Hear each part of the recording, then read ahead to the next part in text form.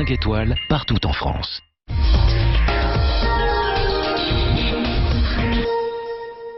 Pauline, avec cette information inattendue, puisque les Français sont beaucoup plus nombreux à partir en vacances cette année. Oui, 2 300 000 vacanciers en plus cette année par rapport à l'an dernier. C'est ce que nous dit le cabinet ProTourisme. La confiance des ménages revient doucement et avec elle donc l'envie de partir en vacances.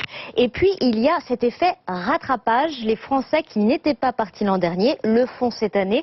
En tout, 36 millions de Français comptent donc partir cet été. Pour aller où? Pour aller en France, beaucoup vers la Bretagne, vers la Corse aussi. En revanche, a priori, un peu moins vers la Côte d'Azur, qui est perçue comme plus chère. En ce qui concerne l'hébergement, il y a une hausse des réservations dans les campings haut de gamme et les meublés entre particuliers. Et puis, il y a un mouvement qui s'accélère fortement vers les destinations à l'étranger, vers l'Italie, vers l'Espagne, vers le Portugal, mais aussi cette année, un retour vers la Tunisie et le Maroc. Il y a plus de vacanciers, mais ils partent moins longtemps? Oui, toujours d'après ProTourisme, on part en moyenne 9 jours et demi en une fois.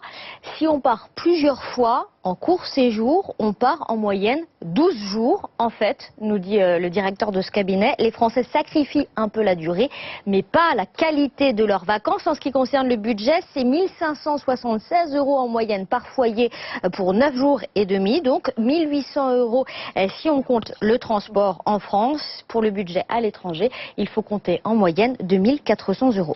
Merci Pauline Tadevin. Et vous restez avec nous.